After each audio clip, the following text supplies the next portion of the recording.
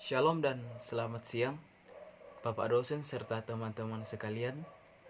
Kami dari kelompok 2 mata kuliah Sejarah Agama-Agama akan mempresentasikan mengenai materi agama dan kepribadian. Kami dari kelompok 2 terdiri atas Irianto Sara, saya sendiri, Melianus, Ella Olivia Tandi, Agustina Guling, Ventresia Samperombe, dan Lia Tallu Padang. Pandangan Freud tentang perkembangan kepribadian manusia ini akan menjadi lebih penting ketika dia beralih membicarakan agama, karena salah satu perhatian utamanya adalah mencoba menemukan tempat keyakinan keagamaan di dalam tahap-tahap perkembangan emosi yang normal. Selanjutnya, ketika Freud berbicara mengenai sejarah peradaban manusia, ia lebih suka menganalogikannya dengan perkembangan individual, seolah-olah ia sedang berbicara tentang perkembangan seorang individu. Perbandingan ini mendapat sambutan luas kala itu, dan sebuah versi dari lain perbandingan ini juga terdapat dalam aforisma yang diungkapkan oleh seorang biolog filosof Jerman, Ernest Haeckel, sebagai perkembangan yang terjadi dalam salah satu individu juga terjadi dalam revolusi spesiesnya. Analisa psikolog dan agama. Dalam mengomentari abad ke-20, seorang penyair kenamaan Inggris, W.H. Auden, berujar, "Saat ini kita semua adalah Freudian." Analisa Freud tentang kekuatan tersembunyi di dalam kepribadian manusia telah mendorong tidak saja orang-orang yang berkesimpung dalam bidang teori agama, namun juga setiap orang yang berhubungan langsung dengan agama itu sendiri, seperti para teolog, pendeta, dan guru-guru, untuk melihat ke bawah permukaan doktrin yang selama ini dipraktekkan dan menyelami dasar yang tidak disadari dalam kepribadian yang membentuk dan dibentuk oleh keyakinan keagamaan. Bagi Jung, berisi sekumpulan imajinasi dan ide yang dimiliki secara kolektif oleh setiap umat manusia dan terekspresi dalam mitologi, folklore, filsafat, dan kesusastraan. Sedangkan ahli-ahli lain seperti para psikolog ego, kontemporer, dan teoritikus relasi objek juga mengikuti langkah Jung. Terlepas dari pandangan miring Freud terhadap keyakinan keagamaan atau simpati dari ujung, kedua perspektif tersebut telah memberikan sumbangan besar terhadap pemahaman keagamaan kontemporer. Penjelasan Freud terhadap agama. Menurut Freud, kalau kita ingin tahu kenapa agama masih tetap ada saat tidak lagi dipercaya oleh ilmu pengetahuan atau filsafat, maka kita harus beralih kepada psikoanalisa. Sebab psikoanalisa akan menerangkan kepada kita bahwa sumber utama dan yang sebenarnya dari kebobrokan agama bukanlah dalam hal rasional atau tidaknya sebuah pemikiran alam bawah sadar, muncul dari emosi dan konflik yang lahir semenjak masa kanak-kanak dan terletak jauh di bawah kesadaran rasional permukaan sadar dalam kepribadian.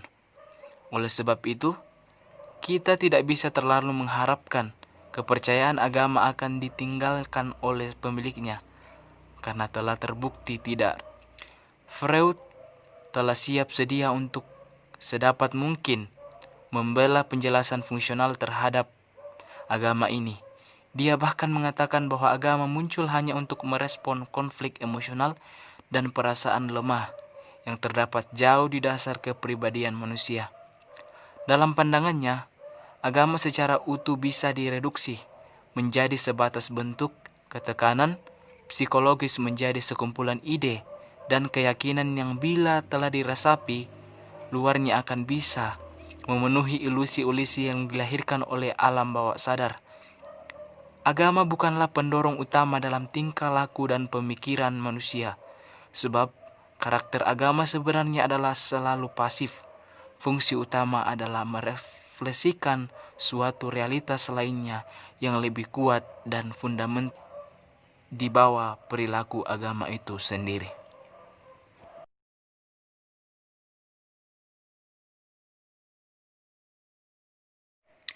Beberapa kritikan. Masalah agama teistik dan non-teistik. Hal pertama yang perlu diperhatikan dalam teori-teori yang diberikan Freud hanya teori tentang agama Judeo-Kristen atas maksimal teori tentang agama monoteistik. Walaupun Freud telah menyinggung di beberapa tempat, tetapi agama yang meyakini bahwa Tuhan ini meyakini adanya Tuhan Ibu, atau bahkan agama yang tidak memiliki konsep Tuhan yang personal, hampir seluruhnya luput dari pemikiran Freud. Meskipun kita mengusahakan seluruh perspektif, Freud bisa merangkul seluruh agama yang ada, tapi usaha itu sangat sulit dilakukan. Sebagian besar teorinya telah dikonstruksi khusus untuk agama yang meyakini hanya satu Tuhan, Tuhan Bapa, sedangkan agama lain yang tidak termasuk ke dalam golongan ini tidak dicakup oleh teori tersebut. Masalah analogi dan sejarah. Lamarck mengatakan bahwa pengalaman yang dimiliki seseorang selama hidupnya bisa diwarisi secara biologis dari nenek moyangnya.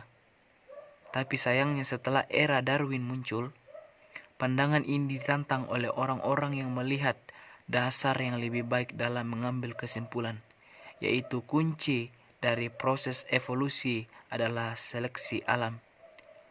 Masih ada hal lain yang jauh lebih penting untuk kita perhatikan. Kenyataan yang tidak bisa dibantah lagi adalah seluruh peristiwa-peristiwa ini telah hilang begitu saja dalam kabut prasejarah, sehingga usaha merekonstruksinya adalah murni bersifat spekulatif dan praduga-praduga. Inti masalah di sini bukan soal otentik atau tidak otentik, yaitu sebagian bukti mendukung pendapat Freud dan sebagian lain tidak. Masalah silkuralitas. Freud berargumen bahwa agama sangat mirip dengan neurotis, sebab orang yang mengidap neurotis akan meyakini dan melakukan hal-hal irasional. Maka agama pun demikian, mempercayai dan melakukan hal-hal yang irasional. Jenis-jenis gangguan mental obsesif ini biasanya ditemukan oleh psikoanalis dalam diri seorang individu, sedangkan gangguan mental dalam agama dialami oleh seluruh kebudayaan sehingga bersifat universal. Di sini sekali lagi kita harus menemukan keanehan yang paling krusial dalam menjelaskan kebiasaan dan perilaku seseorang. Psikoanalisa sebagai ilmu.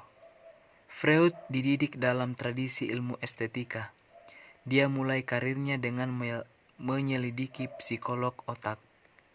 Ketika dia beralih kepada psikoanalisa, sedari awal dan dengan penuh keyakinan, dia telah menyatakan bahwa psikoanalisasi adalah sebuah ilmu.